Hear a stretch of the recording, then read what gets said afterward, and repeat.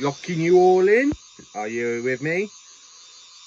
There we go. Thank you, my trusty sonic screwdrivers. So, hello there, you amazing viewers and subscribers, and welcome to a new Doctor Who topic video for today. So this video is a review on a Doctor Who comic relief special from 1999. Yes, you probably have guessed it. This review has only been released on one Doctor Who format on VHS, and it is Doctor Who: The Curse of Fatal Death. So I just popped that up there so you can see the VHS. This story was actually released in the comic relief special on the 12th of March 1999, starring not one but 5 actors to play the Doctor in this comic relief. We have, of course, Rowan Atkinson, who is a superb Doctor. We have Richard E. Grant. We have Jamie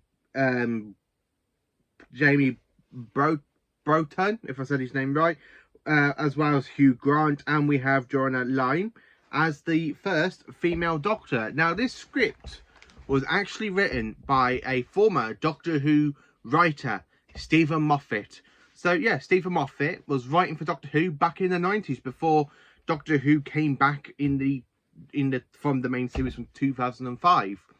So, talking about this comic relief special, what do I think of it? It's brilliant. To be honest with you, I've sat down. Now, my VHS player, when I tried to first watch this one, it wouldn't work. And then my friend, Paul Bradley, gave me, if I said his name right, I'm sorry, Paul, if I got your name wrong, your last name wrong. He gave me his VHS player, and this actually works on the VHS player, and the one he gave me, the one that broke last year.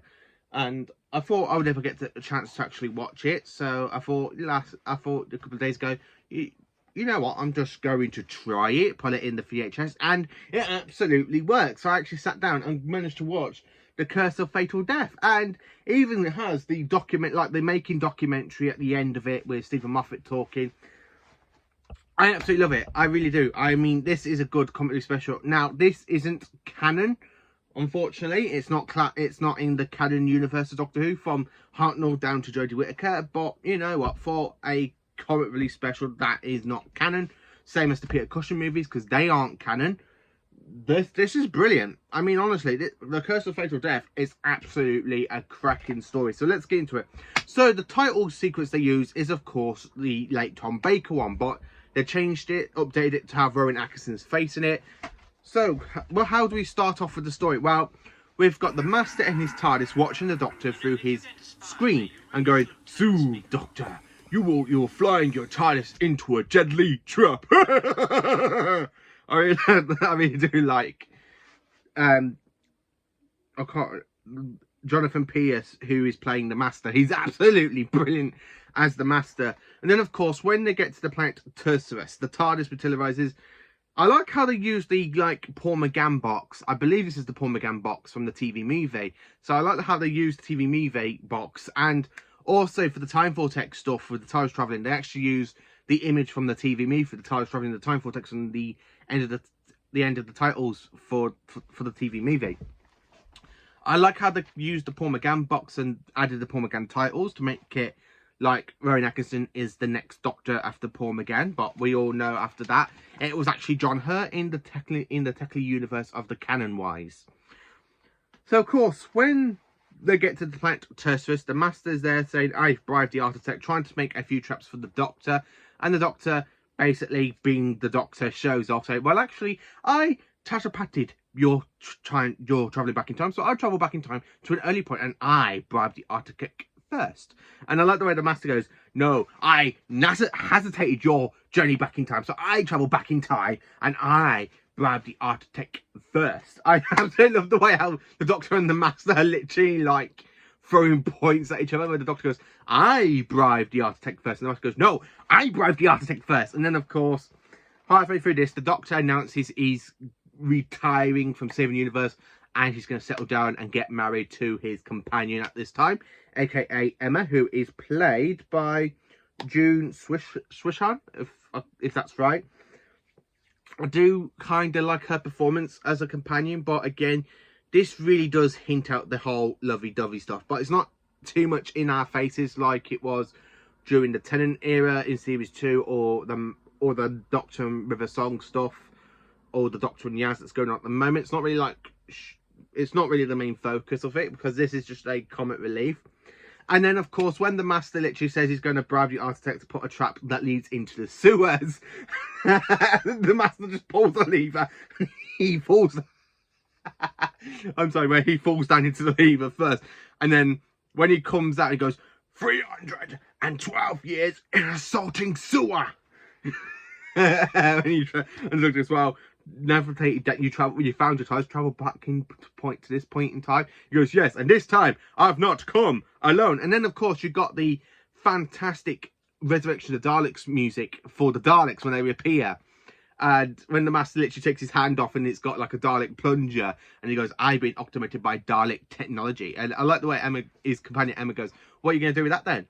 You don't know, do you? And he went, oh, well, good, Doctor. Die, Doctor. Die. So when the Doctor and Emma move out the way, the Master again falls down the sewer. And he comes out going, 1200 flipping years in a salting sewer. So when the Doctor and Emma literally start running away, the Master and the Daleks are then, the Master's literally going, get after them, you fools, get after them. And then again, he falls down into the sewer. And then again, we see a more older version of the Master going, wait for me, wait for me. I really love that part. And then, of course, at the end of part 1, the Doctor opens the doors and you got a whole army of Daleks. And then going into part 2, the Master again has de-aged. He's not the old Master we see at the end of part 1. So it's still the same actor, but totally different. But he's got Dalek bumpers. And when the Doctor goes, oh, I've noticed you've got breasts. And he goes, they're Dalek bumps. I love the way the Doctor works out, like, literally talking to the Daleks, and the Daleks go, we will exterminate the Master after he has fixed his sotronic beam. So when the Doctor's there, right, because the telelatons that was on the planet Tursurus, they communicate by breaking wind. So they literally talk by farting, and the Doctor's there, like, farting his way to the Master toward him, and the Master's there go, you are facing dangerous. A bit funny. When the sotronic beam does go off after the Daleks literally fire the death ray into it, and Rowan Atkinson's Doctor takes the big hit and wallop, he dies. And then his last words, he doesn't really talk to him, but he literally farts them to the Master, and the Master goes, oh, he says, who knows you? He like the way Jonathan does the Master's face, who says, oh, who knows you? Then again, the Doctor regenerates into the next one, aka played by Richard D. Grant.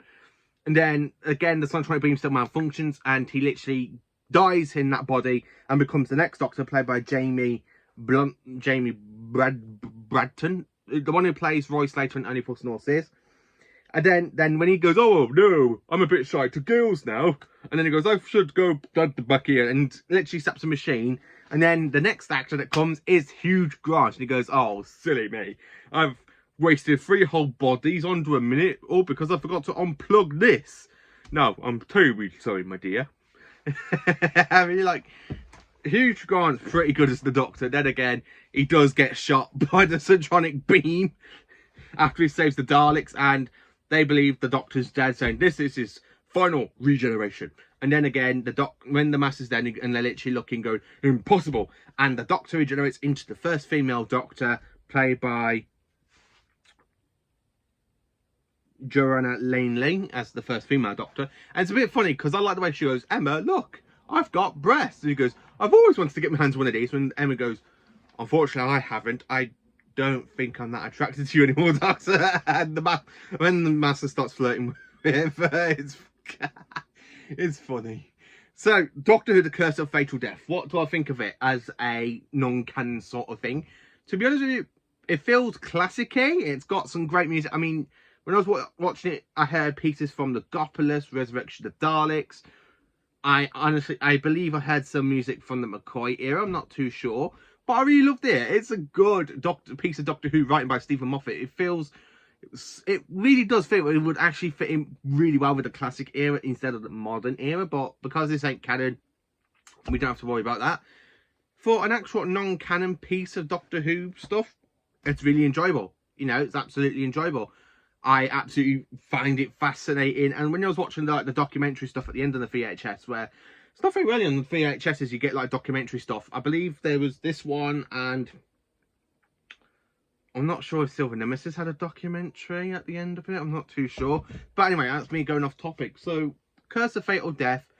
Honestly, it's amazing. I think it's absolutely brilliant. I know this is on YouTube right now, but to actually watch this on VHS, it's actually kind of brilliant. Watching it on YouTube, still brilliant, but you can't beat the old entertainment system, can we? Watching it through VHS.